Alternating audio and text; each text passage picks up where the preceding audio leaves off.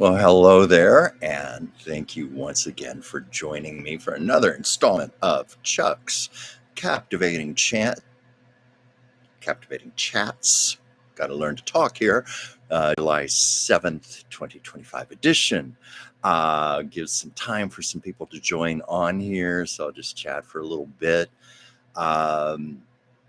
Once again, I'm a few minutes late, but that's the problem when I work from home. And sometimes ending one job to start another is like pulling the brakes on a locomotive freight train, and you've got to let that train go straight to a stop. And that's the way it is when I'm making calls for Dr. Whimsy. I can't always finish precisely in time to get my lights set up and my laptop out and be on here at 5 o'clock promptly. Hence, let's see, today it was not too bad, 5:05. Hey, Joyce, thank you for joining. Joyce, it's my birthday tomorrow. And let me know if anything else comes up in my charts. I know you already did something for me. Looks like it's going to be a promising year. Joyce, I had another astrologer on Instagram say that while the first part of this year was a little on the crappy side for us Cancers, the second half is supposed to be phenomenal. Something to do with Jupiter entering into my sign, but it's supposed to be prime time this year, so I'm certainly holding out for that. Hey, Ward, thank you for joining. Thank you. It's so good to have you already here. Oh, thank you, Ward. Yeah, it's a big birthday tomorrow. 65. Yeah, I'm just going to say it.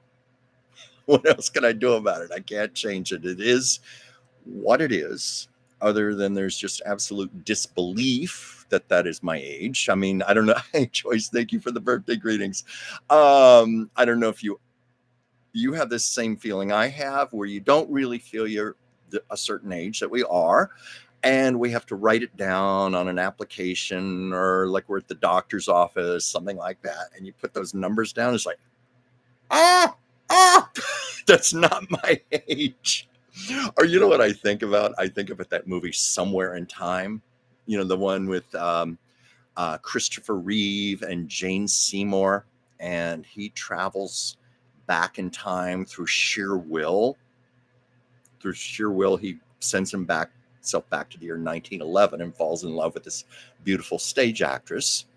And all is going great until he just happens to reach into the pocket of his jacket and he finds a 1981 penny. He sees the numbers 1981 and it violently hurls him back into present day. Well, that is how I feel when I look at the year of birth on my driver's license.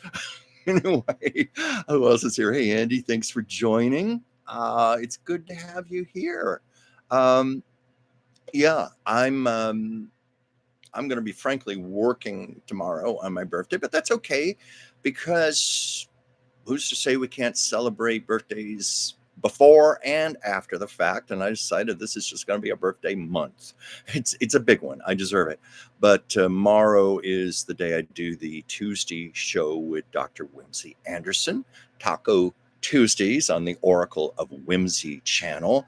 And that's the show I have to do preparation for. This show is freeform as it gets, and as you're going to see further as I do the show, and you see how unprepared I am today. But Whimsy's show leaves less room for spontaneity, because we talk about current events, and anybody who follows the news, anyone who is brave enough to follow the news, knows that it just gets increasingly more complicated. It keeps inundating us, and times overwhelming. And so Tuesdays, I spend that day researching, watching television news, I read the New York Times, USA Today, LA Times. I do internet searches. I even look at some of the news stories on podcasts. I love Heather Cox Richardson. She's become one of my very favorites. I love her, David Pakman. I listen to Mary Trump's show because she has some really interesting perspectives on her uncle. And all of this I start early in the morning and we go on at 5 in the afternoon here Pacific time. And believe me, my head is just full of stuff. And I have notes and notes on my iPad, and I have my iPad in front of me, and I pray that I can look down and find whatever it is that pertains to whatever, because I let whimsy guide the show, and also our wonderful viewers like here with comments and questions. So I never know where it's going to go. So I have to do my homework and be ready. And I guess it's also my security blanket, because I have a huge fear of being a deer in the headlights. Whimsy asking me a question, and I'm like, I don't know. So far, that hasn't happened too often, but I have to really be prepared. So tomorrow is going to be a work day, but I look at it this way. I'm lucky. I'm very lucky to be doing her show. Whimsy's been very good to me. We have a huge audience on there, a lot bigger than what I've got on my little channel here. But it's a privilege to be doing that show, to be playing to that large audience, and then to also be doing this show also, which is a result of me doing what I do with Whimsy. So I'm just counting that as part of my blessings in my life. And I'm very privileged and lucky not to be spending my birthday that way. And then maybe I'll go out to dinner for something. But I was trying to think what to do this month. I've had past birthdays, like my 50th birthday, I took a 3-day trip to Honolulu. My 39th was spent in Barcelona, Spain. I've done big things, little things. During the pandemic lockdown, I had plans to go to Venice, Italy. And the reason I say Venice, Italy, is because we have a Venice here in Southern California and LA. And if I don't differentiate, sometimes my friends think I'm referring to that Venice. No, I'm referring to the real Venice, the Venice. I had been there many, many years ago. It's one of my favorite places I've ever been, and I've always vowed I'm going to return. And I thought, well, that's how I wanted to spend that particularly big birthday 5 years ago. Well, because of the pandemic lockdown, I spent it sitting on this couch in my living room making phone calls to people. That was my big birthday, but it was still happy. It was wonderful. But I had thought about, well, do I want to take a little trip or something? I thought, no, timing is just not quite right. Money's not quite right at this time. But I thought, what I may do very well is just because I love going to the theater. I love going to concerts. I haven't been to the either the LA Zoo or the San Diego Zoo in ages. And the LA Zoo is 8 minutes from where I live. I love animals. I love the zoo. So I just thought, why not just do a series of events this month? Treat myself to some stage productions, maybe do a few classical concerts at the Hollywood Bowl. Yeah. And then I've got some friends I'll be doing things with. So that's going to be my birthday this year. It's just the actual day is going to be a work day. That's okay. I should check some comments here. Let's see. I've got to scroll back here. Please pardon me for a moment. I keep saying this, and I say this on Whimsy's show too. I wish YouTube would have a feature, like a teleprompter, where the prompts would go across the bottom of the screen. That way I could look into the camera, but still address each of you. No, I've got to go to the side here, read through them. Anyway, you've heard me say that enough times. Andy, you're trying to wrangle a new friend to join you. Well, thank you. Thank you. Ward, ready to retire? Actually, I've lived semi-retired for the last 5 years, but I work. But I work from home. But I'm doing much more of what I want to do. Part of my living I make from doing my freelance artwork, which is something I'm extremely proud of. And from here and there, I've had some major commissions. My biggest commission of all was Lucille Ball's childhood home. I was commissioned to do paintings of 9-year-old Lucille Ball and the Ball family as they looked in 1920. And those paintings are now a permanent part of her childhood home in Celeron, New York. That was,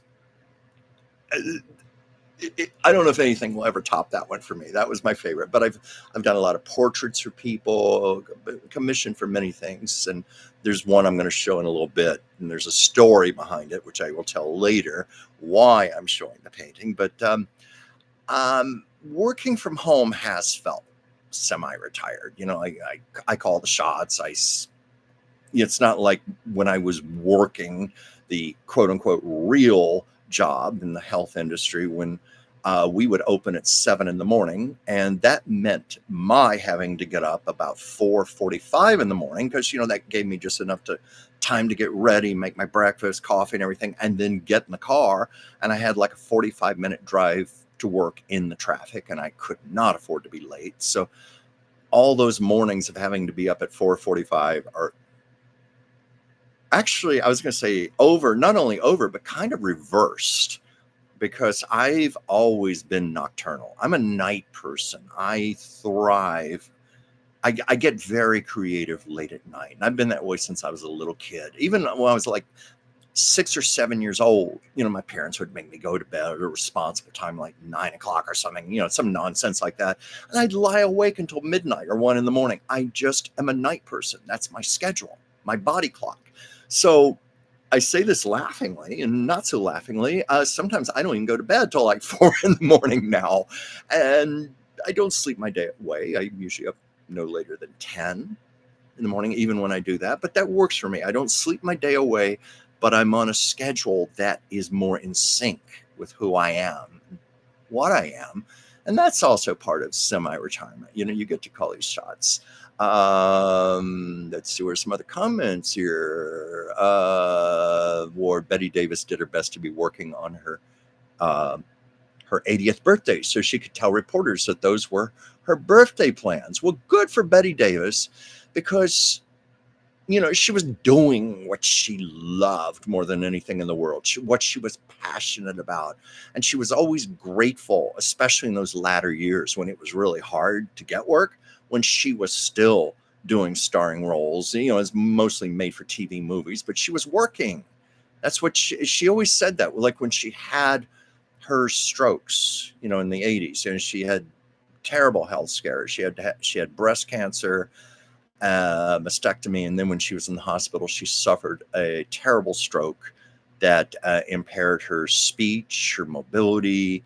Part of her face was paralyzed, but she fought like mad to get back to where she could work. And she said that was her biggest fear. Her more than anything was that she would not be able to work anymore. So I get that. And I'm doing a lot of things that I love right now for the same reason. Like I mentioned, tomorrow I'm going to be working, but I'm doing something that I love and I'm excited, and something that advances me forward in my life. And it's a blessing and a privilege. I've got several commissioned pieces in the works. I'm not going to tell what it is just yet, because not that I don't trust you wonderful people, but this is going out publicly. And I have had things stolen from me. When I've should have been quiet about certain projects, writing projects, art projects. Once it happened with the screenplays. So I've just learned to be very discreet, but I am working on a series of oracle cards that I'm designing right now. And I'm maybe 70% complete with that. It's not just the artwork. I'm also writing the cards and just the whole creation. It's my own thing. And I'm looking to hopefully publish this, or if I can't publish it, then I'm going to print it up myself, market and promote myself. We're in a world now where you can do that. Amazon publishing is just one example. There are people like myself who have little shows like this and do bigger shows with the wonderful Dr. Whimsy, where I can promote my work. So that's my intention. That's something I'm working on. I'm excited. I'm the kind of person, I always have to have projects. I can't, for example, just sit in front of a television and veg. I've got to, even when I'm doing that, I'm working on something, or I'm writing. I have my laptop in front of me. I will say, if it's a good movie or a good show that demands attention, then of course I'll take a little time once in a while to do that. But I have a big 65-inch television over here, And I was telling my friend Anastasia, who has her live stream at 7 p.m. Pacific, 10 p.m. Eastern. And thank you all of you who have been joining her, because it really is making a difference in helping her to find an audience. But I was telling her that I have that television and I maybe turn it on twice a week at the most. And I'm actually proud of that fact because I grew up with a mother, and really my father was guilty of this too, but it was mostly my mother. We had television on in our house from, I guess, from 7 in the morning when the Today Show was on, all throughout the morning game shows, all throughout my mother's soap operas, all throughout when I'd come home from school and there'd be shows like I Love Lucy and Gilligan's Island on, all throughout the evening news, all throughout prime time, right up to Johnny Carson and The Tonight Show. It's a miracle we did not burn out more televisions than we did. So I grew up with all that television. And in my early adulthood, it was still a bit of a habit ingrained into me to always have TV on, like in the background or something. And I've gradually weaned myself off of it and realized that I'm better for it.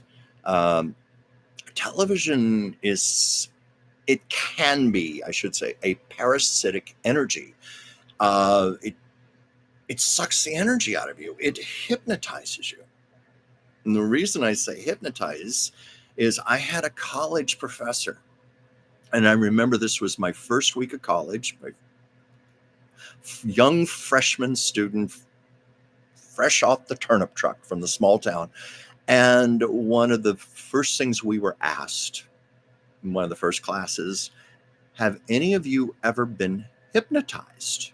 Raise your hands. And almost nobody raised their hand, maybe one or two. And he said, no, every one of you has been hypnotized. How many of you have watched television? You watch television, you're being hypnotized. Hypnotized. Think about it. Yeah. So I'm glad I've gotten away from it. And what I like to do now, and a lot of it has to do with, because I have no choice. I have to keep up with news events right now for my work.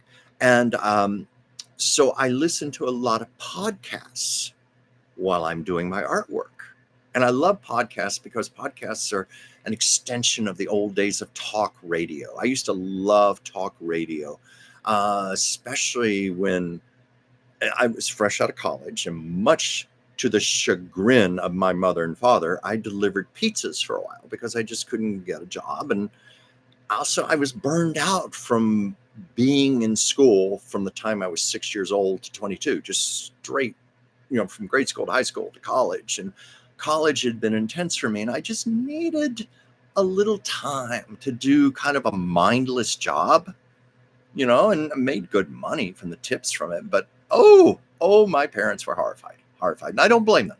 I don't blame my mother and father, but that's what I did at the time, and I have no regrets for it. But I used to listen to talk radio in the car while I was delivering pizzas. And for some reason around that time period, there was some good stuff on. Over the years, I've seen broadcast talk radio deteriorate, where it's either ultra right wing or it's ultra left wing politics. I'm right, you're wrong, finger pointing, that type of thing. And I can't stand either one of those. Podcast. We all have this. We all have this feature on our phone, this little app, podcasts. And you start looking at what is available. Just thousands and thousands of shows. And it's like every single celebrity in the world has a podcast now. So there's just something for everyone. But I particularly enjoy listening to Heather Cox Richardson. She summarizes the news in a way that I trust. And it's like she's writing an ongoing history book. She is a history professor, and she's chronicling each day of what is happening currently in the news and putting quite a story together as she does this. Let's see. But anyway, we're talking about Betty Davis here, Joyce and Andy. Yes, let's say prayers for the people in Texas. My heart goes out to those people. You know, my little hometown in Virginia got badly flooded last year in a similar way. I mean, I say similar because while it was devastating, it was nowhere near what this community in Texas has gone through, but it was very bad because my little hometown was also on a river, and we had 3,000 miles away from where I live now, but flash flooding, and the river just rose dramatically and quickly and flooded streets and businesses. And I know there were people in my hometown who lost their homes. Many went without electricity and plumbing for a long time. People are still recovering from it. Flooding is a horrible thing. And what's really bad is that even after all the water has subsided, and of course there's all the catastrophe left behind, but another problem is mold, bacteria, mold, that can be horrendous and that can go on for a long time. So I hope and pray those people are going to get the help they need.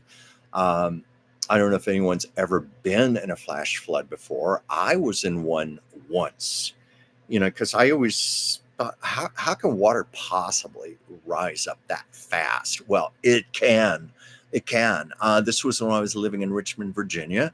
Interestingly enough, delivering pizzas, and I was in my car, and this torrential rain started coming down, and I was on a major street, you know, like a 3-lane street, you know, and everything, and it was fairly flat, but the water started rising and rising and rose up like 4 feet, just suddenly just started rising up, and I and a bunch of other cars, we were stuck in it because our cars just stopped running.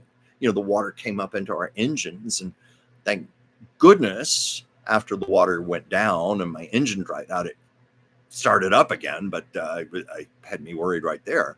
But yes, it's very real, flash floods.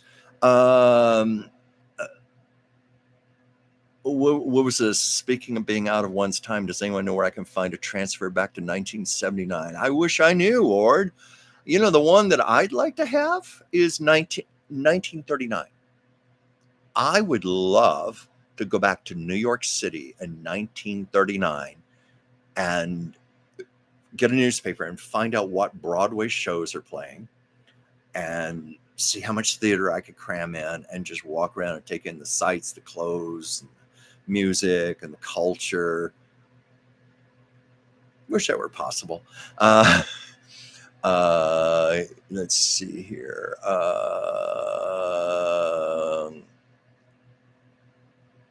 Let's see where's some other comments here. I'm sorry, but this scroll, sometimes when you hit the side of it, the whole thing flips up, and then I have to start over again and find where I was. So let me go back quickly here. And I am going to apologize up front if I miss people's comments and questions. I'm truly sorry. I do try here.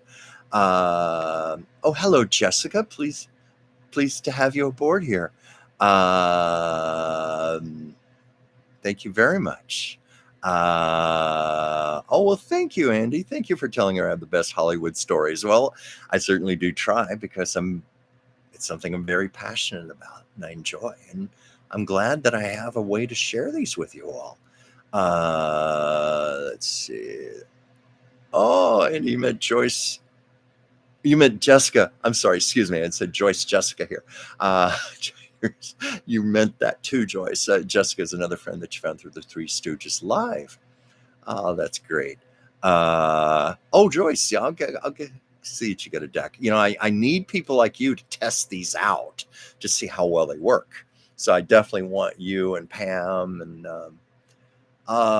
let's see. I know my friend Jennifer Norton in North Carolina. She's a gifted psychic healer. I want some people like that to test these cards out, see how well I've done. But I'm proud of them. I think I'm really onto something here. Oh, Cindy doesn't know if she's going to join tonight. She said she has a 10-hour to do to work tomorrow. Oh, I understand. I more than understand that. I'm just grateful for any of you who come on here. It makes a difference. Just as you're making a difference for Anastasia, even when we have just a few people here, it still is the lifeblood of any show like this, because you give me things that I can play off of, that I can address, I can answer your questions, you give me topics. And it's one of the reasons I don't have to do a lot of preparation for the show. Like, I worried about it today. Oh, thank you, whoever's sending me hearts. Thank you. I worried about it today because I was so busy. There was no time to prepare. Many times I have a notebook like this and I write some prompts down for some potential topics and things, and couldn't even do that today. So I just thought, okay, I'm just going to trust. Go into free fall and trust that all you wonderful people here will carry me along. What was that about? Hypnotized to do what? Oh, Ward, you answered it. Hypnotized to buy the sponsors' stuff. Oh yeah, that's definitely a case. Also a lot of messages, good and bad, get sent to people. They want you to buy products. They want you to think like them. We probably could do a whole show on that, about how television hypnotizes and influences people. Right off the top of my head, I'm thinking about, I remember as a kid watching the Saturday morning cartoons, and you would just be inundated with commercials for, sugary cereals, what were some of those cereals, like Count Chocula, Captain Crunch? I mean, dentists probably love those products because of all the cavities. I had a mouthful of cavities when I was a kid because I was eating all those sugary breakfast cereals. And then, of course, what happens when you fill a kid up with sugar, then they're all hyper and which was me when I'd be sent off to school. But yeah, those they're very persuasive. I remember the commercials for Hot Wheels cars. Mom, Dad, I gotta have a set of Hot Wheels and I gotta have an orange track. And I'd see the commercials for the girls, like the Easy Bake Oven and the dolls. And before I knew it, the girls in my neighborhood would have those things because they obviously were begging their parents to buy them for them too. So it works. Let's see, what are some things here? Or the Roadrunner brought nothing but Wile E. Coyote. Wait, what was this? Bought nothing but Wile E. Coyote was the biggest sucker. Oh, I see what you said. Oh, you didn't have a period there. That's why I thought that was one sentence. I misunderstood you. The Roadrunner bought nothing, but Wile E. Coyote was the biggest sucker. Yes, he was. Everything came from Acme. And, in my neighborhood, here in Los Feliz in Los Angeles, we're right next to Griffith Park. So we get a lot of coyotes at night, just walking down the sidewalks here, minding their own business, trotting along. And I'm always amazed at how they look exactly like Wile E. Coyote and the cartoons. Those cartoonists just nailed what a coyote looked like. But, I was originally afraid of them. Oh no, coyotes, run. You know what? When I go out walking at night, see them on the sidewalk, sometimes I've even walked right past them. I know they're very dangerous for our dogs and cats, and they can attack, but the story is they're allegedly afraid of people. And so my experience with coyotes is they're very shy and they seem rather sweet and gentle. At least that's been my encounter. Now, I may go out some night and find to the contrary, but they are related to dogs, and they seem to have dog-like personalities. Anyway, and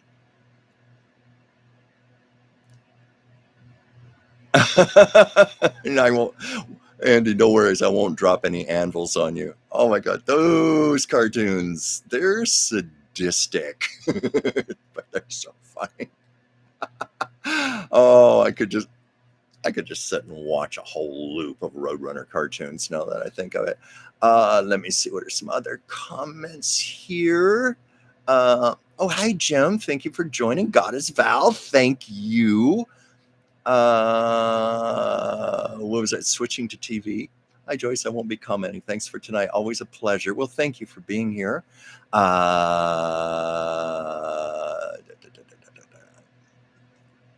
Let's see. It is asking, will Sasha make her appearance tonight so Jessica can meet Sasha? Well, honestly, I don't know where Sasha is right now. Anybody who has a cat knows you can't make a cat do anything. They decide for themselves. So she might come out here and grace us with her presence for a cameo appearance, but I don't know. We'll see. I'm going to take a sip here. We're not supposed to do product endorsements on YouTube, so I better cover this up. A little thirsty. We've got a major heat wave coming into Los Angeles tomorrow. They're promising triple digits at least through Friday, and I am not a fan of heat. I just hope and pray that my electricity holds out, so my air conditioning holds out. I know there are people go, oh, I don't like air conditioning. Well, I love air conditioning. I think air conditioning is the greatest thing. I'm just not a hot weather person. It's never agreed with me. I find it makes me moody, irritable. I can't concentrate, blah, blah, blah. I just like to be cool. But I do have a fear because here in this city, we get brownouts and blackouts when too many people are running their air conditioning in hot weather. And I hope to be a little better prepared this time. I don't know about the heat, but when we had the fires here in Los Angeles in January, my electricity was out for 3 days and 3 nights. And I quickly found that candlelight just does not do much. I couldn't find my flashlight to save my life. I quickly discovered how unprepared I was. You know, those emergency kits we always say we're going to pack and have ready. I wasn't ready. And it was hard. It was hard, you know, to not be able to charge. The only way I could charge my phone was to sit in my car and run the engine and burn about $20 worth of gas to get my phone charged up.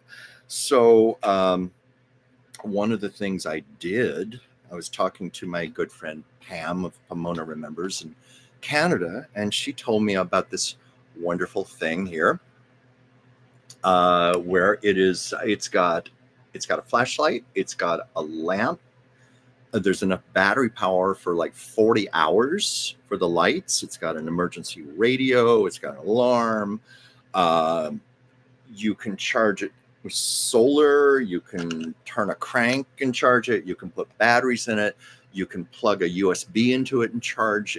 They give you different ways to charge it. They cover scenarios. It has long life. But I love also there's a place in the back of this where you can plug your phone in and recharge.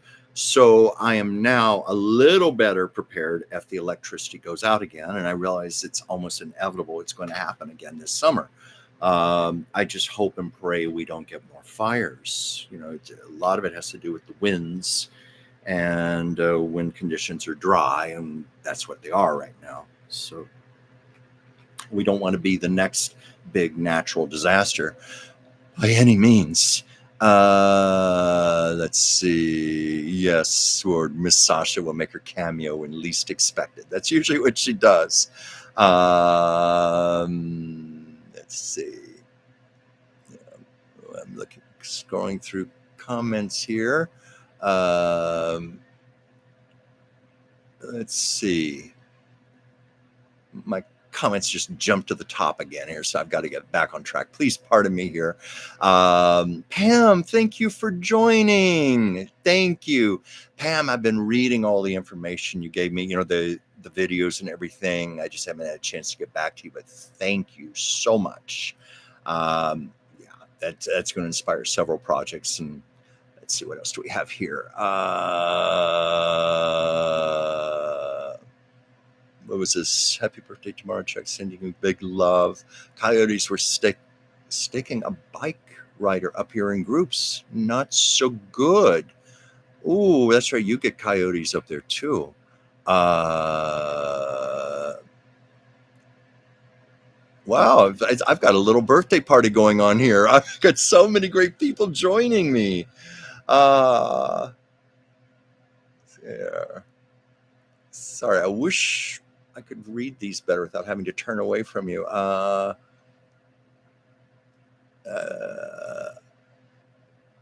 yeah, Jim, I'm hoping my electricity stays on also. Oh, I need my air conditioning very badly. Yeah, Joyce is, yes, Chuck's solar birthday. Well, the thing is, Joyce, it's actually tomorrow is my birthday, but I was born 1:06 a.m. East Coast time, which would mean out here in California, it would have been July 7th, 10:06 p.m. So, and I've lived here in Southern California so many years, I almost feel like I have a right to celebrate my birthday on both days for that reason.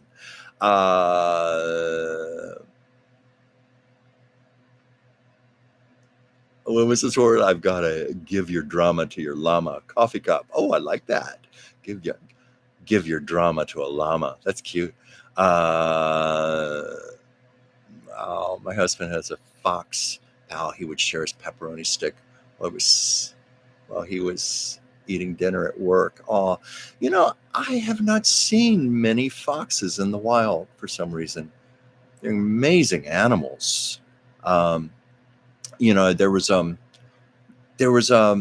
computer animated film about foxes a few years ago. I remember Meryl Streep and George Clooney did the voices for a husband and wife foxes, and I think it was based on a children's story by Roald Dahl. But what intrigued me about that movie, Meryl Streep, the consummate method actress, she said even though she was doing a voiceover, she still prepared for it. She said her preparation. She went to a zoo where they had a fox in a cage, and she requested private time with the fox, and she actually sat with the fox and looked deep into its eyes and felt the fox's soul. And then after she did that for a long time, she said, now I'm ready.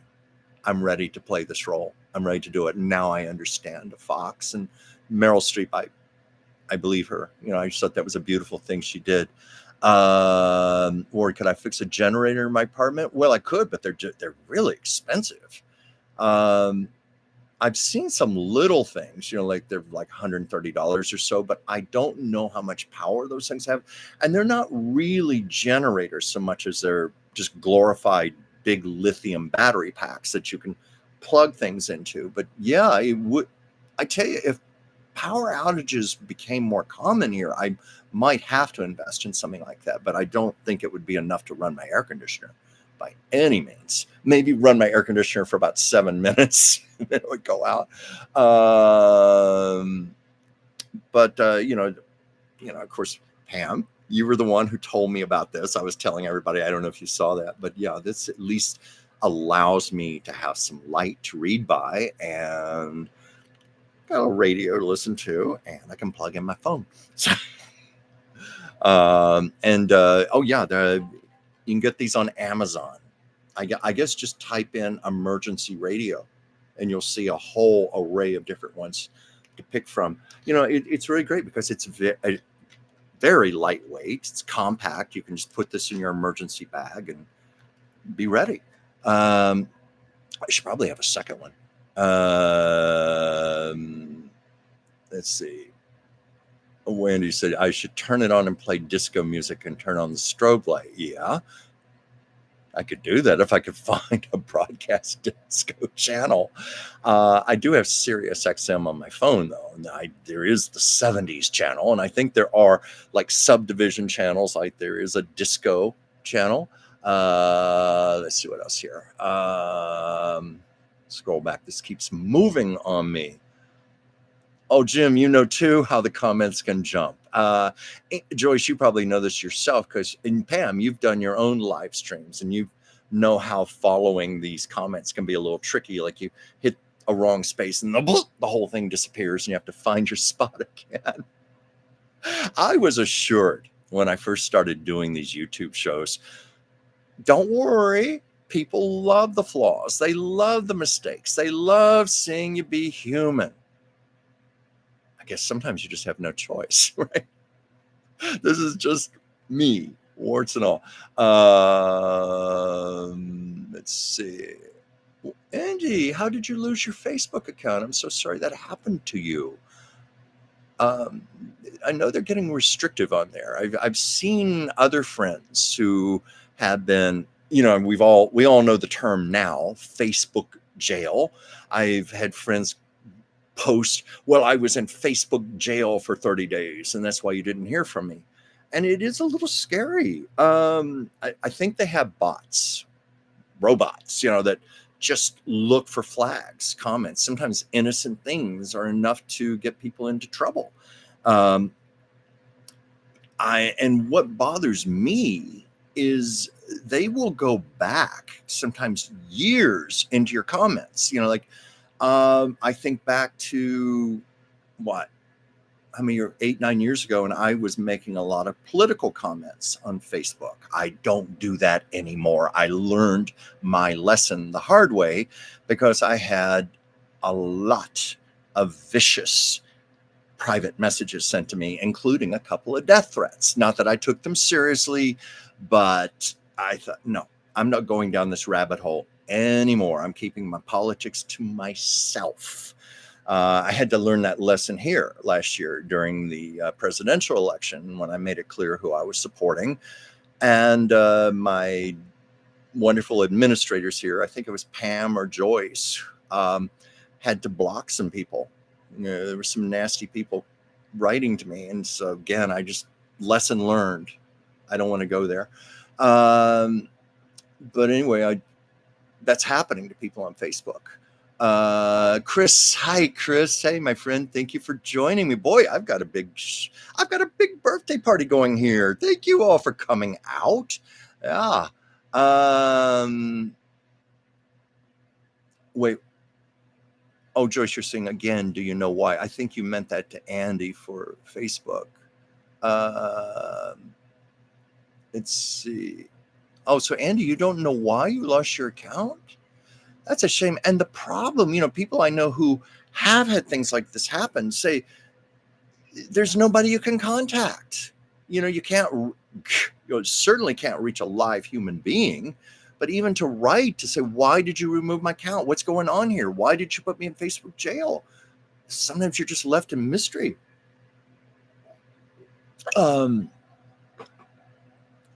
Was this Joyce? My solar return was exact at 3:57 p.m. today and not tomorrow? Interesting. Oh, Joyce, I'd love to know more about this. Oh, please, maybe text me or something. I don't know if there's going to be time to talk, but I'd love to know more. Or anything you'd like to share. 3:57 p.m. I'm trying to think, what was I doing at 3:57 p.m.? Did I notice anything?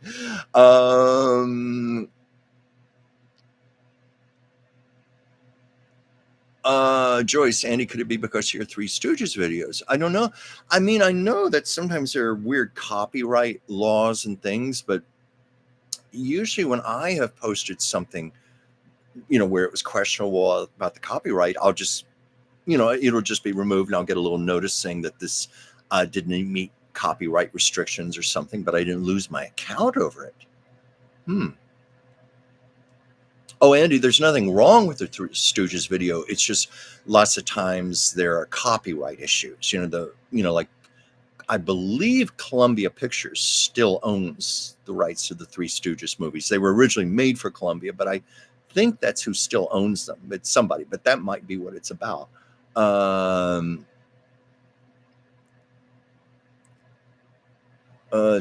darn, my comments, my scroll disappeared again. Let's see here if I can find it back. Yeah, Ward, hooray for Miss Pomona and Miss Joyce for guarding our party. Yes, thank you both. I appreciate you both tremendously for doing that. It's way too hot. So that it's not about the video. Oh, Andy, it's not about the videos. Well, I wish there was something. Maybe collectively we could all figure out what it is, and maybe we could help you. Help you. I mean, and hopefully it's nothing permanent. Hopefully you can get your count restored. But again, I know that it's difficult. When they keep things so vague on there. It's like we're at their mercy. Just trying to find something on my iPad here. Where is it here? I was trying to find it. Pardon me here. It's not coming up. Anyway, I was going to give a plug for Anastasia show in an hour, and I was trying to find my little. Oh yes, here it is. Because I am so technically challenged. I mean, most people know how to do this thing, like post pictures and have little scrolls at the bottom and stuff. I'm doing it the low key way. I've got it on my iPad here, but this is how you can. I know many of you have joined Anastasia's show, but just for any of you who haven't, that's her channel, The Sacred Spears. She comes on in just over an hour, and I'm so proud of her for what she's doing right now. I think most of you agree she's doing a darn good job, and she's posting a lot of videos right now and really jumping into this world. And it takes time to build subscriptions, to get viewers. I've been doing this for a couple of years. I mean, in the old days, I've told this, I was putting in sometimes 10 to 12 hours a day on this channel, and I was posting 3 to 5 videos a day, videos about old Hollywood. And thankfully they're all archived, but it was taking me away from other things I wanted to be working on. It was just too much. And I had to shift my priorities for a while. Now, it's not to say that I won't go back to doing that. And I probably could build up my viewership and my subscribers a lot more if I were to give it more. I continue with this weekly show because this serves like a placeholder. It gives me a presence on this channel. It lets you all know I'm still here. And it pulls in viewers and hopefully helps with the algorithms, which I still don't understand how that works. And you know what? I got to the point where I didn't care anymore. In the beginning, I've got to check my demographics and my numbers, and no, I'm slipping, I'm going up. I decided I just want to go on here and have fun. And I have fun doing this. I have fun coming on here. It actually relaxes me. I love connecting with all of you. I have a lot of videos on there. I'll make more, but the YouTube channel just is not my number one priority, frankly. I'm much more about my art right now, my writing, the oracle cards I'm designing right now. That's enough just for now. And then I'll shift things around again, and you'll see a much bigger presence from me. But anyway, Anastasia is there in the beginning stages right now. This is something she had contemplated for a long time. She's a very intelligent, creative, talented woman. And she's a natural teacher, and she has a lot of wisdom. And I had encouraged her for a long time to do basically what I'm doing here, but in her own way, and tell her own stories. And I just think it's marvelous. And I just want to do everything I can to help her. But you know what was funny? Anastasia, I'm telling nothing that she hasn't talked about herself. In the same week, within 5 days, she got fired from her job, and her whole boyfriend dumped her. Asshole, creep. And it was very traumatic for her. And I just felt intuitively it would be healing for her to have something creative like this. She loves to talk. She's very presentational. And I don't know how long she'll stick with it. I hope she'll, as long as she needs to, and as long as she wants to, but she's doing a beautiful job right now. She talks frankly about her life, and she was telling some stories about the Roosevelt Hotel. That's where she was working. And there were a lot of things she could not talk about while she was at the Roosevelt Hotel because she would have been fired. They wanted their employees to be very tight-lipped and not tell all the little secrets that go on there. Well, no, Anastasia is not a vengeful person, but she told some secrets, like, good-naturedly. But one of the stories, and this ties in with me because I talk about old Hollywood, and I didn't know this myself. That's how conscientious Anastasia was and how responsible she was. She wouldn't even tell me the secrets that she was forbidden to tell. But now that she doesn't work there, she's free to just say anything she wants. So she was telling a story on her show about one of the big focal points of the Hollywood Hotel for tourists is this big mirror in the lobby. And the story is Marilyn Monroe, back in the 1950s, she was at the Roosevelt Hotel a lot, and she would stop by there to always check her figure, to check her face, her clothes, her makeup, everything. She would check herself in that mirror. And it's become almost legendary, that mirror. Only it's fake. I was watching Anastasia's show and my mouth dropped open. I thought, you didn't tell me that. No, it's kind of a yes and a no. The mirror is, the existing mirror today is on the spot where Marilyn Monroe used to stand. But the original mirror was broken many, many years ago, perhaps in a fit of rage from Marilyn. I don't know, but it was shattered and they had to replace it. And so all these years, that mirror they say Marilyn checked herself in is not the mirror anymore. Okay, so one little story, the Roosevelt. And I'm going to tell one of my stories real quick before I get back to you here. I was going to do a series of paintings of old Hollywood stars for the Roosevelt Hotel. Anastasia graciously used her connections with upper management, and it was looking like it was going to be a set deal.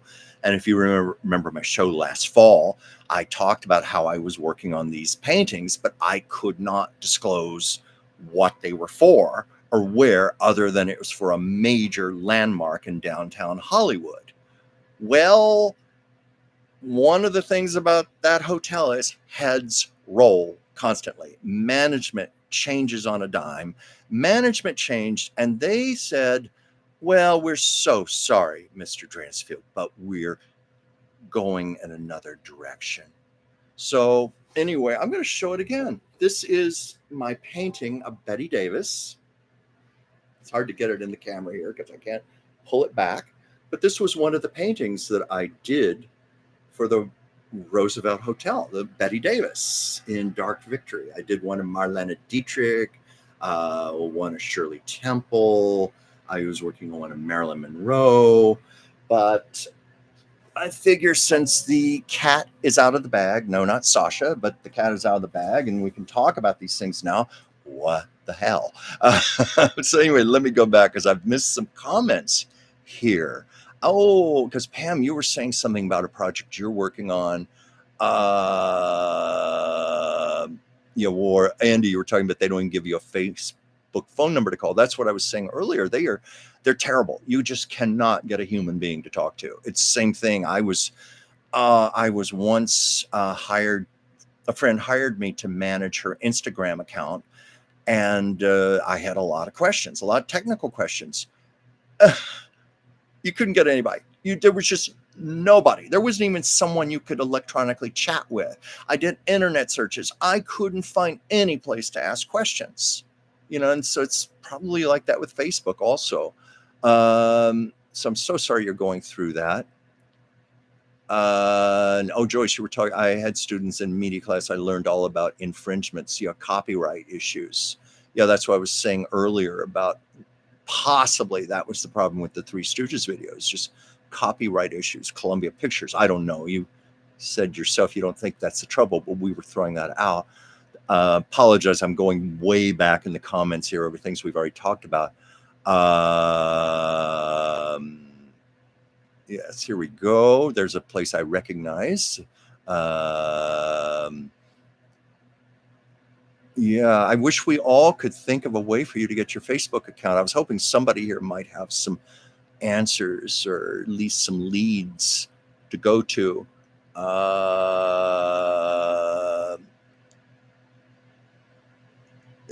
Let's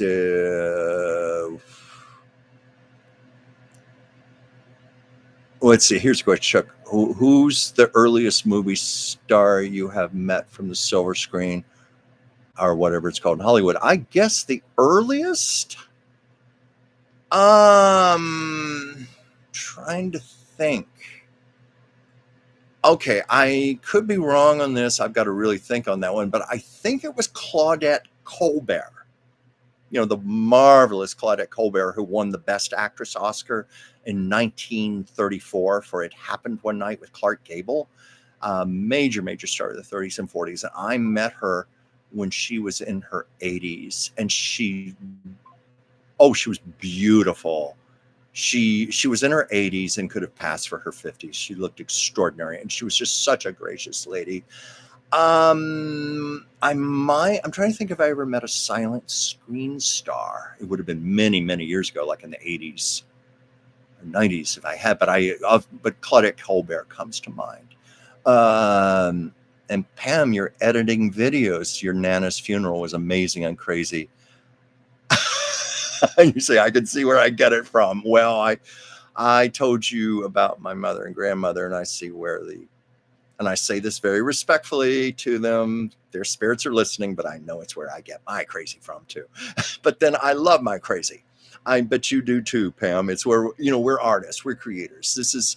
We know how to use this to our advantage.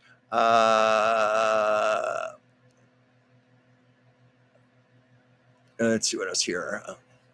Ward, you're talking to Pam. I'm still trying to sort out my family's zillions of hard copy photographs of the 1850s onward. I mentioned that once on a show. I had a flatbed scanner, and I started digitizing all of our family albums, my albums, my mother's, my father's, and so forth. And I think it took me over 3 years. We're talking, I want to say hundreds. I think it was more like thousands of pictures, but I'm glad I did it. It's good to have that backup, and it makes them easier to share. You can send them to the cloud. You can put them on flash drive sticks. It's a great way to preserve these pictures. And you can even do digital restoration tricks. And I found that a lot of those old snapshots, because they were printed small, we never realized just how much clarity and information was in those pictures, much more so than you ever realized, because I saw this when I would take a snapshot and look at it on my big computer screen. I'd be like, wow, it's like being there again. It's like being in the room again, like being there with my late grandmother again.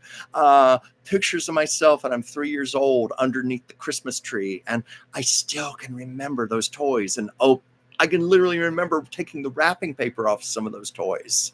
It's really cool to have those pictures. I love pictures because I love memories. A lot of people, not so much. I don't like to go in the past. I don't like to think about the past. But I like visiting the past and memories because it helps me to learn about myself. It helps me to understand my present day behavior, why I'm the way I am. Because I will see little things that trigger me that I had forgotten about, and they're there. So I enjoy that very much. And also, I look at great memories. It's like having a string with, you're adding little jewels to it, little diamonds and pearls and rubies and sapphires. It's like a string of beautiful jewels, memories. And one of the things I did with all my digitized pictures, and this took forever, but I put my life story together. I actually put the pictures in, I would say 99.8% accuracy. I put them all in chronological order. I mean, literally from day one, me in the maternity ward, me as the baby, growing up into the toddler, going off to kindergarten, going off to grade school, going off to high school, going off to college, moving out to California, all that. I have all that. I can literally watch my life before my eyes. That thing they say when we die and go to heaven, we watch our life go before us. I got a head start. I can already do that. I can watch myself go from baby all the way up. I need to update my album, but I'll be able to see myself all the way up to the age of 65. I can I can do it, and I love it. And it's such a great thing to have that on my computer screen and on my iPad. So Ward, stick it out. It's worth it. Anybody, it's really worth it to do it, or at least it was worth it to me, I should say. I don't know if it means the same to other people. I find there are a lot of people who don't care. I have nieces, grandnieces, nephews. They don't really care about any of this, but why should they? It's a different generation, means different things, but it means a lot to me. I like to count my blessings, and that's what I feel I do whenever I go through those pictures. Yeah.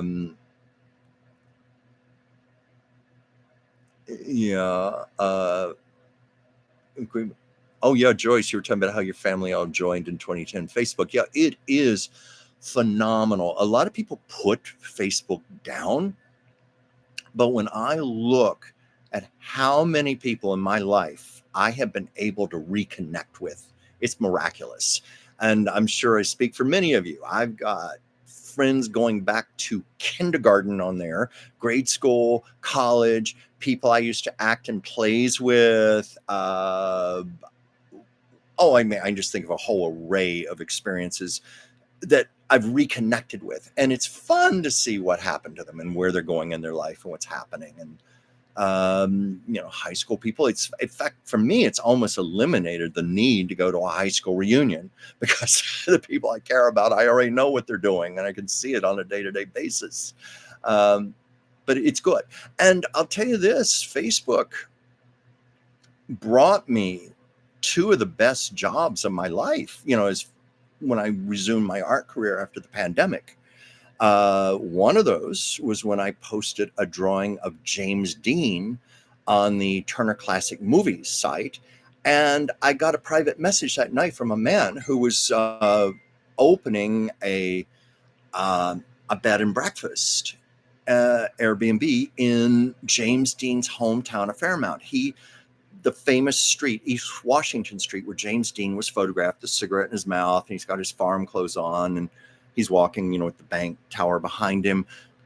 He bought a building about 50 feet from where that photo was taken. And it's a building that used to be a shoe store that James Dean and his mother used to go to when he was a little boy. And he turned it into this business. And he said, would you like to create the artwork for this? And initially I thought, I don't have time to do that. And then I thought about it. I was like, dummy, don't pass this up. Don't pass up a chance like this. So I wrote him back and said, I would love to. So I created a whole bunch of paintings, of James Dean, Natalie Wood, Sal Mineo. I also designed a large 7-foot tall lighted sign that's now there. And it's now part of the downtown Fairmount, Indiana landscape. It's, thousands and thousands of tourists come there from all over the world, from Japan, Australia, Europe. James Dean has a huge following, and my artwork is now seen by all these people there. And the other one was, and I mentioned this earlier, but the woman who bought Lucille Ball's childhood home and was going to restore it and turn it into sort of a museum for the public, she contacted me about doing paintings for Lucille Ball's childhood home. And I'm like, well, I didn't even have to think about that one. I was like, I probably responded in a millisecond with yes. Yes, but all of that came from Facebook. So social media has been good to me for the most part. Let's see what else. Some other comments here.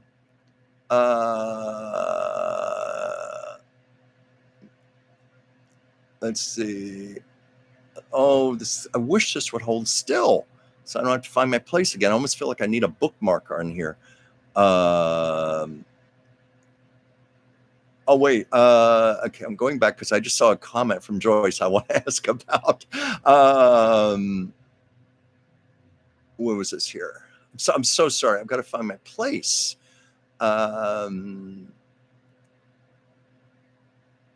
Okay. Oh, Jessica was saying goodbye. I'm sorry I didn't get to say goodbye to her myself. Oh, thank you for the compliments about Betty Davis. Uh, Award. Someone got 7 years bad luck at the Roosevelt. Oh, that's a good one. I should tell Anastasia that. Uh, Joyce, thank you for your compliment there. Um, yes, Ward, I think it was their loss too. You know, I'm very humble about myself and my artwork, but I did, you know, because I knew these paintings were meant to hang in the lobby of the historic Roosevelt.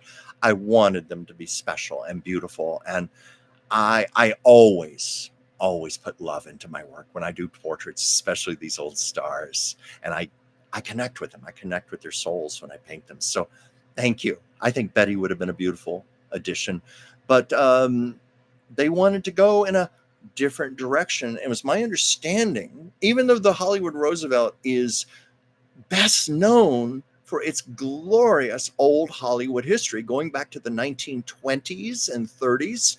They want to, and I understand this because they're trying to play to a younger demographic. You know, it's the young people who spend the big bucks and go to the bars there and everything. So they kind of want to downplay their old Hollywood history and, you know, focus more on the modern entertainers. So Betty just did not fit in there. So that's what happened. But yes, their loss. Thank you for saying that. Yeah, let's see. I'm looking at some other comments here. I don't know if they're for me or for Andy or someone else. Andy, did you know Cary Grant died in a hospital? Oh, yeah, I knew that. He died in Davenport, Iowa. He was, you know, a lot of those older stars in the 80s and 90s would tour the country and do one-person shows, you know, where there would be film clips on a screen, and then they'd come out and they would answer questions from the audience. I know Betty Davis did that, Lana Turner, Joan Crawford, I forget who else, but Cary Grant did. And I always knew Davenport, Iowa, because that was the home of Black Hawk Films. And they're long out of business. I think what put them out of business, of course, was home video, DVDs, even VHS tapes. All that put them out of business. But you used to be able to buy, like, Laurel and Hardy, W.C. Fields, Charlie Chaplin, buy their old movies on Super 8mm film, you know, for home movie projectors. And me being the passionate old movie buff teenager, I'd save all my allowance money up to send away for movies from Black Hawk in Davenport, Iowa. Yeah. Let's see. What was this, Sandy? I would have liked to have met silent stars like Buster Keaton, Charlie Chaplin, Harold Lloyd. Oh, me too. Me too. I met Buster Keaton's wife a few times. She was his last wife, and she was much younger. I think she was like 21 and he was in his 40s, and they got married.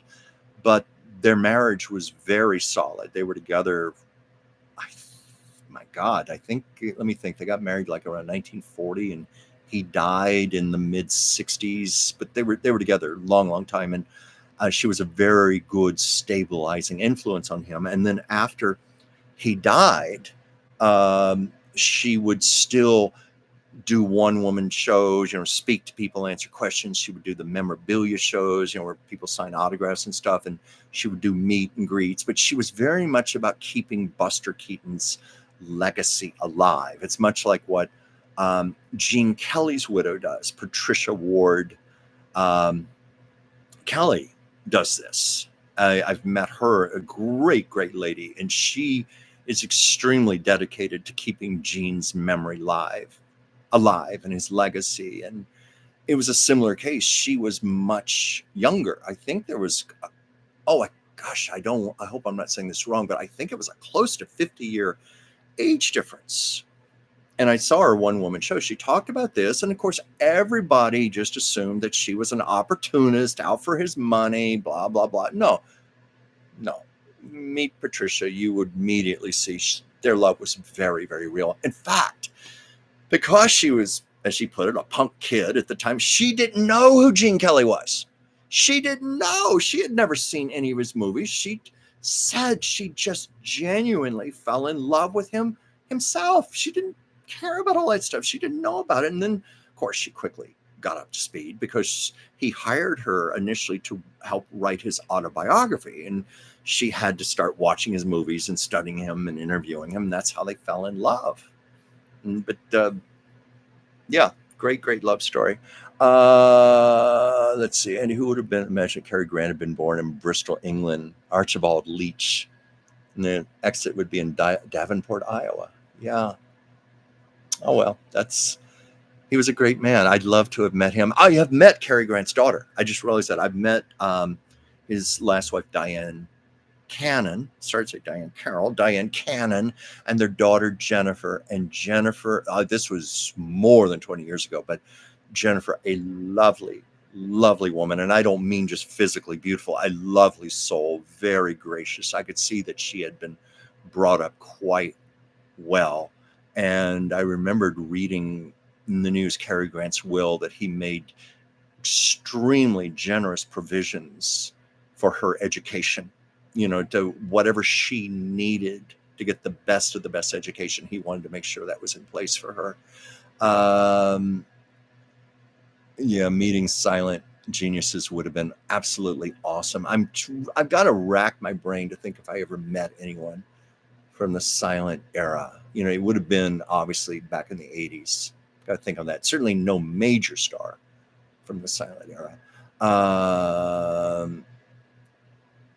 Oh yeah, someone was saying about John Wayne. His original name was Marion. Yeah, and Bob Hope, but Leslie. Yes, that's true.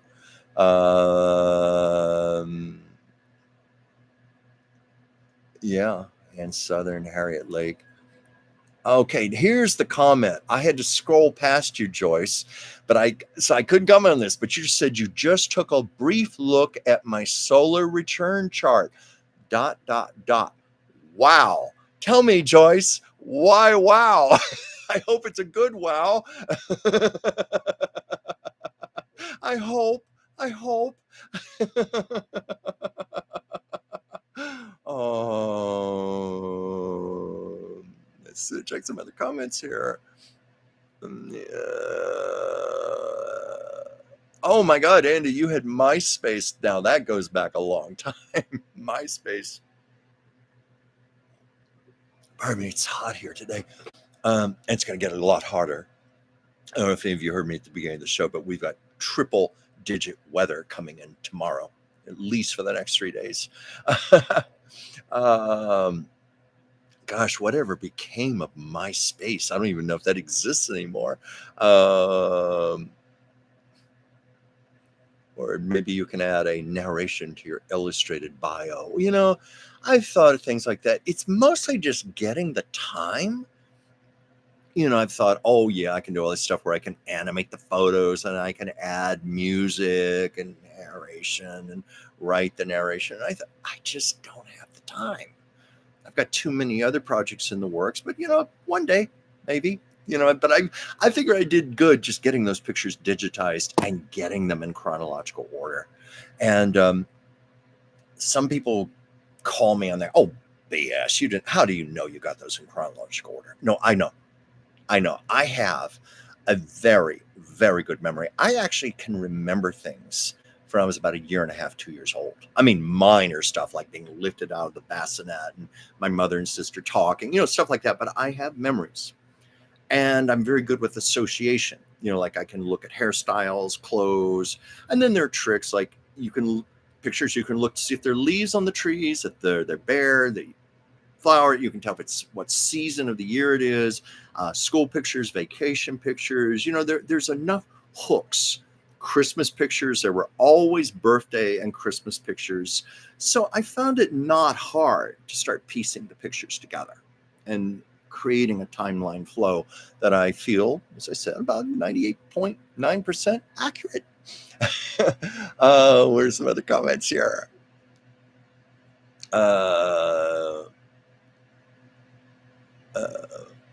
Oh gosh, this darn thing keeps slipping and moving on me. So I got to go back here. I don't know why it does that. I don't know if I'm hitting something to the side and it's making the comments jump.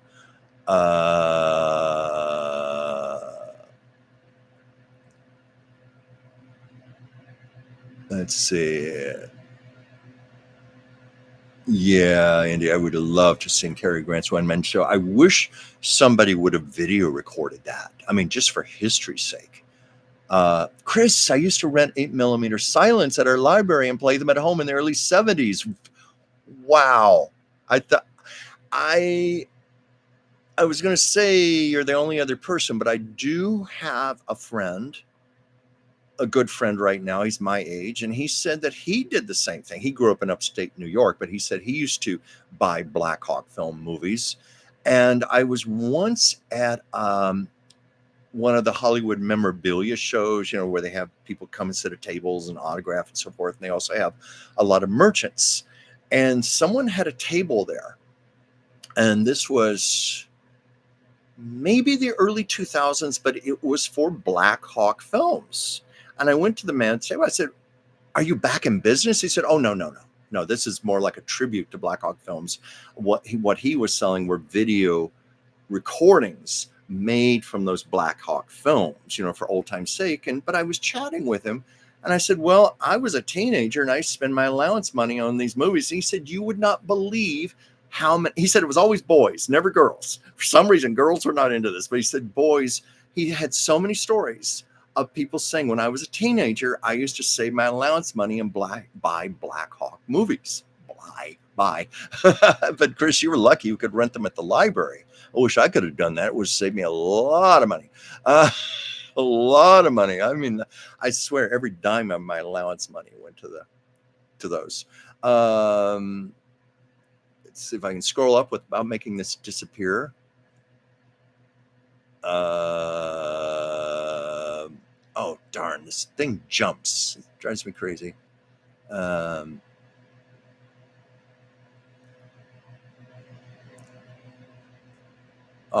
Cary Grant said he wanted his daughter to major in happiness in terms of education. I think they succeeded because she's seen, when I met her, she just had a nice energy about her, someone very balanced, together, lovely manners, very gracious. That's what I said. I could tell she was brought up well. And her mother, Diane Cannon, was very sweet also. In fact, she flirted a little with me. Diane. Maybe she just wanted better customer service. I don't know. Is his daughter still living? Oh, yeah, very much so. Oh, yeah, she's a mother of two now. That's great to know. I didn't know much about her now. So Cary Grant's grandchildren. So Joyce, let's see if this has a movie with me. Scorpio rising, Sun in the 8th, Scorpio's house. All trine Saturn conjunct Neptune in the 4th. A great water trine. My prediction, a year of great strides in your esoterical pursuits. Thank you, Joyce. I'll take that. Thank you. I feel good. I've got a lot of projects in the fire right now. Irons in the fire, so to speak, and I'm really hoping to get some big things going. George Burns, and you're asking me, no, I've never met George Burns, never met the Stooges. Carol Burnett show. Anybody from the Carol Burnett show? Yes. Carol Burnett herself. I met her 3 times. 3 wonderful, glorious times. I cannot speak more highly of Carol Burnett. A beautiful, gracious soul. In fact, if you go through my archive of videos, I reran this. I was a little under the weather back in April, early May, and I couldn't be on camera, so I did some reruns and some shows. Well, Joyce and Pam of Pomona Remembers, we put together an 1.5-hour tribute to Carol Burnett. And I don't know if Pam's still there. Joyce, you're there. Wouldn't you say we did a darn good job? I mean, we did something to be really proud of. I shared my memories of my 3 meetings with Carol. Pam talked about how Carol had influenced her in her childhood and served as an inspiration. And Joyce did Carol Burnett's astrological chart. And it just verified so much about that woman. Wouldn't you say, Joyce, why she went on to become such a great success and touch so many lives for the better? So anyway, look through my videos. Yeah, it was pretty close to Carol Burnett's birthday. I don't know the exact date. I know Carol Burnett's birthday was April 26th, her 92nd birthday. And this was a rerun of the special that we did a year before. So it's around that end of April period. And you can hear all my stories about Carol Burnett and so forth. And if you want to know more, and let me go back up here again. Valerie, thank you for joining. You don't apologize for being late. I'm just happy to have you here. This has been a special show because it's like everybody came today. And of course, my birthday tomorrow. So I'm having a little early birthday party here, and it means a lot to me. Thank you all. Thank you all. And Diane Cannon giggling on Johnny Carson. Oh yeah, I've seen that clip. And she was giggling because they used to date. And there were things they couldn't say on camera, but he knew and she knew, and that's why she got the giggles. It reminds me of a story of Shelley Winters told in her autobiography, where she wrote 2 volumes of an autobiography. And Shelley was very promiscuous. Let's just put it that way. She had a wild side. And it was some actor. Now, I hope I have this right. I think it was William Holden. And they used to get together every Christmas Eve for a little rendezvous. They did this for years on Christmas Eve. And they were both by coincidence on a talk show. I think it was Merv Griffin or something. And they're both being serious. And then while Shelley's talking, Bill Holden starts going, jingle bells, jingle all the way. And Shelley was like, stop it. It was a little private joke between the two of them. I'd love to have met Tim Conway also. I'd love to have met Audrey Corman, Lyle Wagner, Tim Conway. Only one left is Vicki Lawrence. I wouldn't mind meeting her. Danny, hey, thank you. No, don't apologize for being late. I'm just happy you're here, and I'm honored that you're here. But Vicki Lawrence, a friend invited me to her one-woman show, and she was doing it in Palm Springs. So she does this one-woman show where half of it is her, and then the other half of her, she comes out as Mama. What the hell you want? With the great wing and the flower dress and everything. And the beauty of that character, the older she gets, the more appropriate it is, because she started playing Mama when she was just in her 20s. She's in her 70s now. She's actually aged into the role, but she plays it beautifully, and I'd love to have seen her. But Carol Burnett has my heart. Carol Burnett has had my heart since I was a little boy, and she was one of my biggest wishes to meet, and I got the wish 3 times. But it's all in my documentary, our special. I shouldn't say my documentary, our special that Pam and Joyce and I put a lot of love into, and we're very proud of it. Let's see here. Where's some other comments? I hope everybody had a good 4th of July. I went to the Hollywood Bowl for Earth, Wind, and Fire and fireworks. Finishing up last set, and I just realized we're not supposed to do product endorsements on YouTube. I just gave Starbucks a plug. I didn't mean to. But Earth, Wind, and Fire was phenomenal.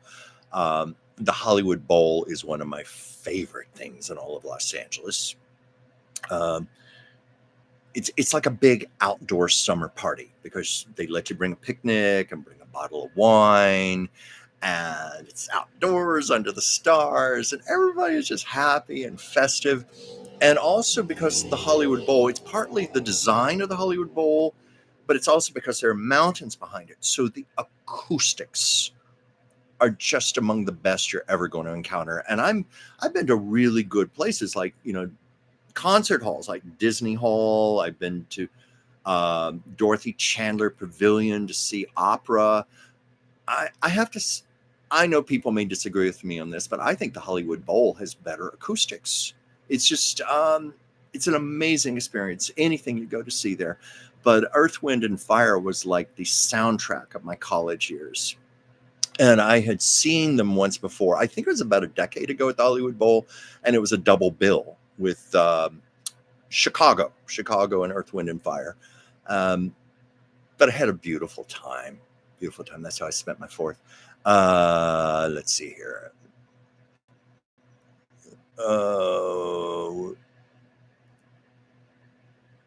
Award Miss Winters never had an empty dance card for long. Oh my gosh, Debbie Reynolds did not like Shelley Winters. And in her autobiography, she told some rather nasty and naughty stories about Shelley Winters. I don't even know if I should bring them up here. Very vulgar, and some of them X-rated. But let's just, I think the way you put it, Miss Winters never had an empty dance card for long. That's a polite way of putting it. Oh yeah, Andy, I knew that about Tim Conway. That's what they used to do. They would do a dress rehearsal, which they would video record, and then they would break for dinner and then come back and do the actual show, but they would have an audience for both. And I also know that because Carol Burnett revived her variety show briefly in 1991, did it on the same stage, stage 33 at Television Center, CBS Studios, Beverly and Fairfax. I used to go down there every Friday and get in line. And unfortunately, it got canceled after 6 episodes. It just did not click the next time. But I got to sit in the audience in that studio and watch Carol Burnett do her variety show. I just wish it had been the original back in the 70s. And my comments, I wish they would hold still here so I could read them. It's like reading a moving target here. Sabrina, I just admired Red Skelton. Me too. Me too. And Sabrina, I don't know if you know this, but on YouTube, they've got a whole bunch of the original hour-long episodes, the original master videotapes, not these awful film kinescopes, the actual videotapes, both black and white and color. And you can watch the show just like it originally looked. And there's so many of those, and they're a joy for anybody who loves Red Skelton.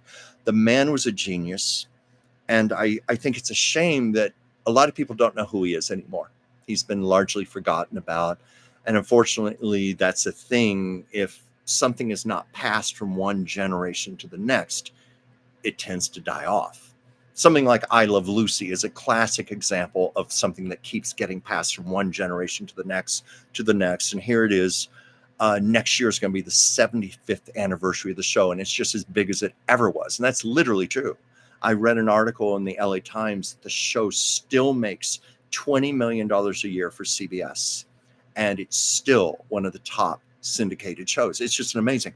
But Red Skelton, he ended his variety show in 1971. It was never, I don't think it was ever syndicated. And so that's more than 50 years ago. Now there's stuff on YouTube and all, like I mentioned, but he's forgotten about. And I think anybody who, especially anyone who aspires to be a comedic actor, I always say, just like an artist, needs to study the classics. Anybody wanting to be a writer should study classic literature. I think performers should be watching people like this when all of this still exists on film and videotape. Red was just a master. Let's see. One of the funniest things I've ever seen was Tim's elephant story. Oh, yes. The two elephants joining their trunks together and going, "Mmm, mmm." That was funny. And then, of course, Vicki Lawrence's notorious ad lib, and you know what that ad lib is. And just, she destroyed everyone, including Tim Conway. And she did it in character as Mama. She said a very, very naughty word that would not be allowed on CBS. Actually, there were other occasions. I saw another clip. Remember the Mr. Tudball, Mrs. Wiggins and Mr. Tudball? And there was one where Vicki Lawrence was playing Mr. Tudball's wife. And she was hysterical. She was talking in that same kind of voice like you know, like he was talking, and she made a very naughty ad lib using a word that begins with the letter F, and Carol Burnett and Tim Conway, they just they looked like they were going to fall on the floor. They were laughing so hard because it was so unexpected. Let's see. Oh, yes, that sketch about Harvey and the dentist. That's considered one of the most famous variety show skits ever done. And Carol Burnett was talking about that. I think it was in one of her books. She said she was in her dressing room. You know, Tim and Harvey were on stage, so she was back in her dressing room, and she had a speaker in her room so she could hear her cues when she'd know it was time to come back on the stage. And she was there in her dressing room, and she heard all this wild, uproarious laughter, and it kept building, and it was bigger and bigger. And Carol, she had to run out of her dressing room and run to the side of the wings to watch what was happening. And she couldn't believe it, because, you know, this was one of those instances where Tim was allowed to ad lib. So they didn't know what was coming. Poor Harvey Korman did not know what was about to hit him. And Harvey Korman, he later admitted he peed his pants. You don't see it on the episode, but he claims he was laughing so hard he lost control of his bladder. That's how much Tim Conway was making him laugh during that moment. Yeah. What was this thing? Which he had 24 hours before in a Santa Monica hospital and was recuperating from at his Malibu home. Who was this? I'm sorry, I missed some comments before that.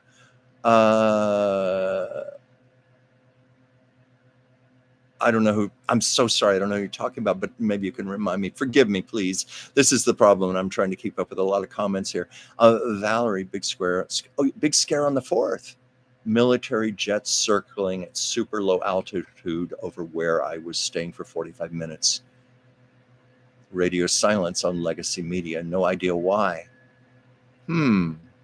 Yeah, you know who I feel bad for with all of that, and especially the fireworks, of course, are the animals. It just torments dogs and cats, torments them. And I'm also thinking of all the wild animals, you know, the deer, the squirrels, the raccoons, the foxes, the coyotes, bears. It has to be traumatic for all of them, really bad. And it's but Valerie, I hope you're okay. I'm sorry that was a big scare for you. Yeah, military jets circling at super low altitude. And especially with, again, I'm trying to avoid getting political in here, but with what's going on right now, you know, we just, anything like that is scary, you know, because we're in very uncertain times right now. I do hope you're okay.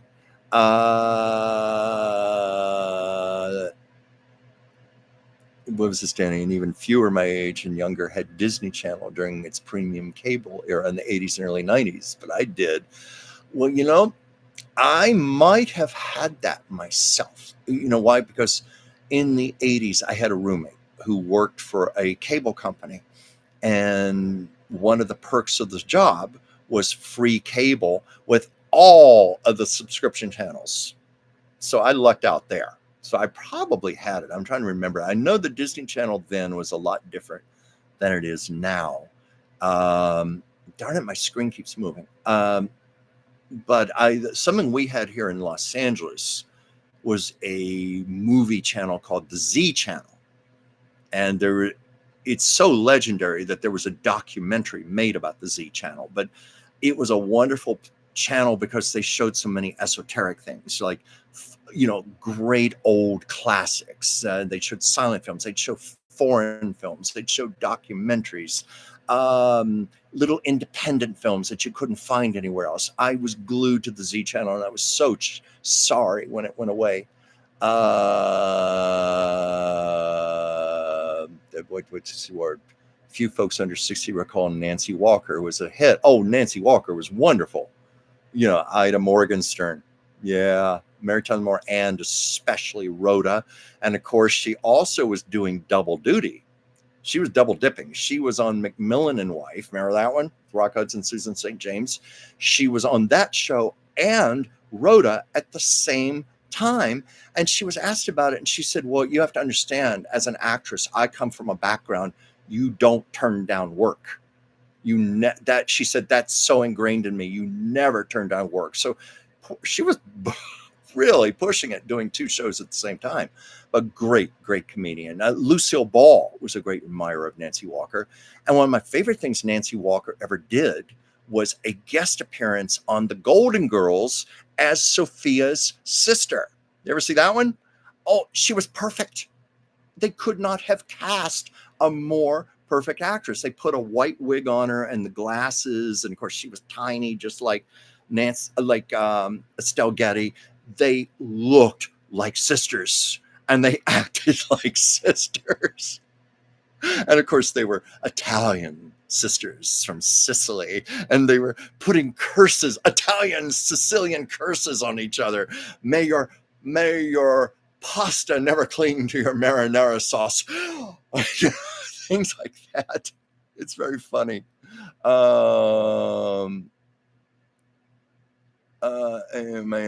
Let's see, where's some other comments here? Oh yeah, you remember about Harvey peeing himself. That came from Harvey Korman himself. He swears that's true. Oh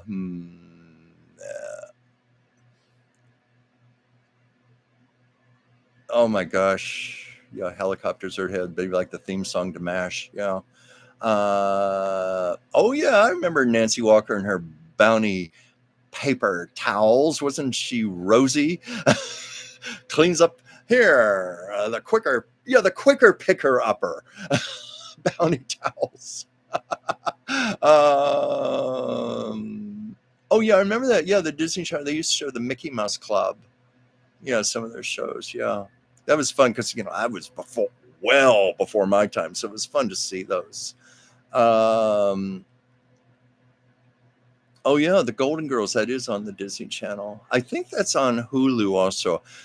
I see clips from the Golden Girls pop up all the time on Instagram and Facebook. And someday I want to just sit down and do a Golden Girls marathon. That was, if I remember correctly, the latter years it got a little weak, but those first 3-4 seasons, the writing was so top notch. And what a cast. What a cast. B. Arthur, Betty White, Rue McClanahan, Estelle Getty. Closest I ever got. I was never at a taping of Golden Girls, but I was once, if you know this, there was a sequel series called Golden Palace.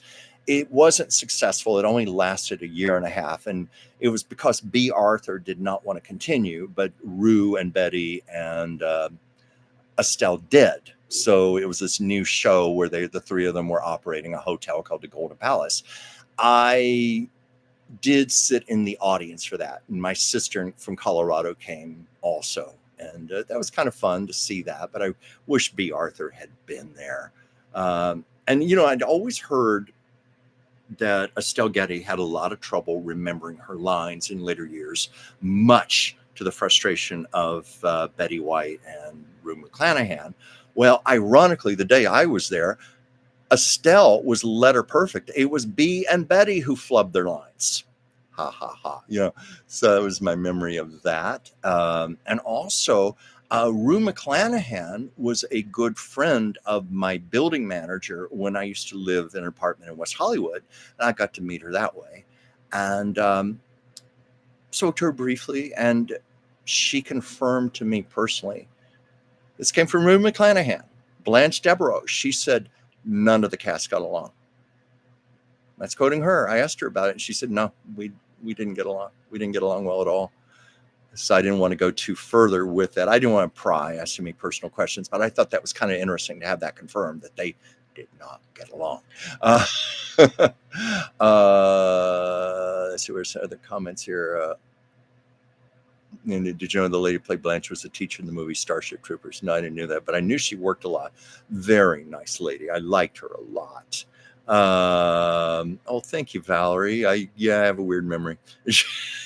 That's how I can do a show like this without preparation. You guys just give me a topic and I can talk about it. Even when I do my videos on old Hollywood, lots of times, like I would go to a location or something, I never, ever wrote a script in advance, ever. I just held up my phone camera. I just started talking. I can do that. It's a weird, weird thing I have. I mean, I'm lacking in a lot of other things, I can assure you, but for some reason I have this weird brain capacity for a lot of worthless old information about old Hollywood. And I love Lucy and so forth. Yes, Estelle was wonderful. Sophia. When I've been rewatching those clips, I really have an appreciation for how good she was. Her timing, whoa, impeccable. Well, they all had brilliant timing, but Estelle, she was very underrated. She was really good in that role. And do you know, she was one of the youngest of the cast members? They made her up to look 80 years old. I think she was a year. She played B. Arthur's mother, and she was a year younger.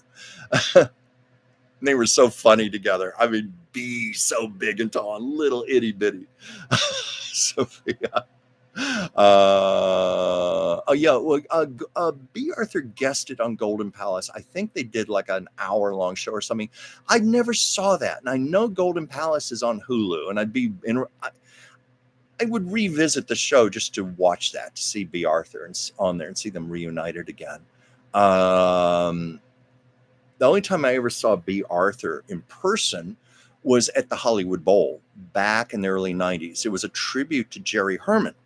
And of course, B. Arthur was in the original Broadway production of Mame. She won a Tony Award for it. She and Angela Lansbury. And of course, B. Arthur also did the movie version with Lucille Ball. So if you're familiar with at least the movie version of Mame with Lucy, you know that scene where B. Arthur is the astrologer. Sorry, Joyce, the astronomer. And I mean, it's like the old stereotypical astronomer, like Mickey Mouse and the Sorcerer's Apprentice or something. She's got the cone hat with the veil and the cloak and the big long telescope, and she sings this song, "The Man in the Moon is a Miss," and she performed that at the Hollywood Bowl. I got to watch her do that live.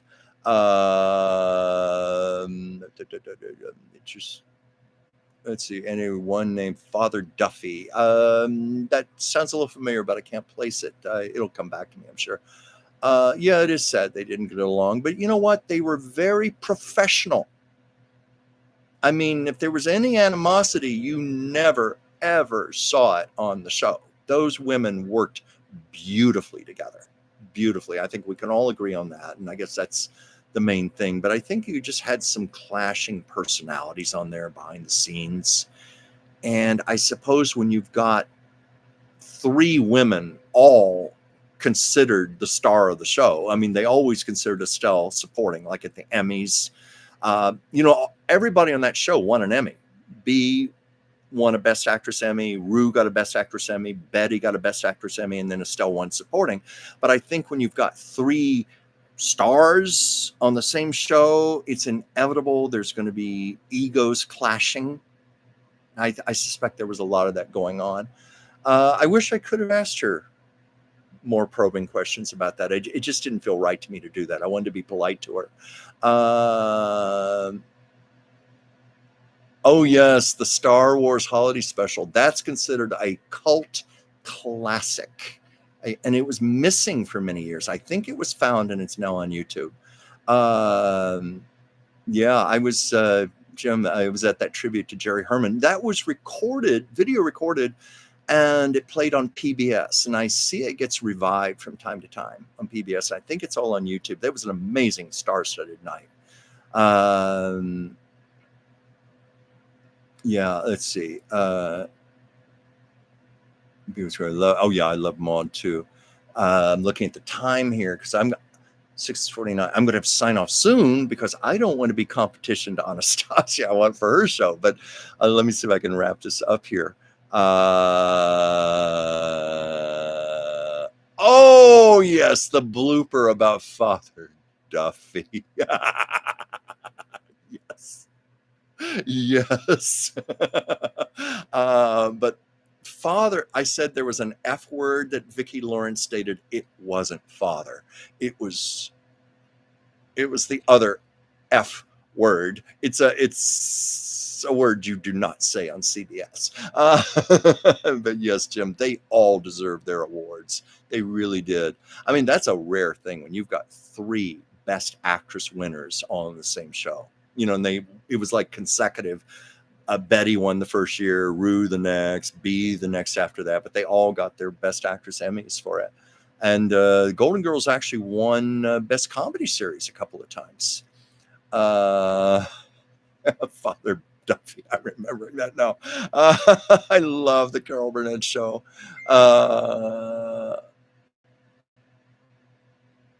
To go soon. Joyce, you have to go soon. Well, I was just telling people I've got to go soon too because of Anastasia. Let's see. Mrs. Wiggins, yeah. Because it's 6:50. I'm going to sign out. I can't believe I've been here on here almost 2 hours now. But again, please, folks, Anastasia show, The Sacred Spears. There's her picture. She's going to be on in about 9 minutes on her channel, and I want to be there to give her moral support. So anyway, I just thank you all with all my heart. This has meant a lot to me, especially on the eve of my birthday, to have y'all here. You've given me a party today. Thank you. Thank you very, very much. And let's see, tomorrow, of course, I'll be on the Oracle of Whimsy channel with Dr. Whimsy Anderson for a show called Taco Tuesdays, 5 p.m. Pacific, 8 p.m. Eastern. And that we talk about current news events, stories, and so forth. Sometimes we get a little silly, a little esoteric. Thank you for the birthday wishes. Thank you all. Thank you. It's a big one tomorrow. It's a big one. It's a milestone. It's a milestone I'm going to be passing. So, but anyway, I'm going to sign out now. And I'll be back here next week, same time, same place. So thank you. Thank you all. Thank you for everything. You're just the sweetest people. Thank you. Pam, good seeing you too. Yeah. Joyce and Andy and Sabrina and Valerie and Jim and, and Andy and Valerie. Oh God, I'm missing names here. Please forgive me. It's but you're all in my heart and in my gratitudes. Anyway, see you next week. Bye for now.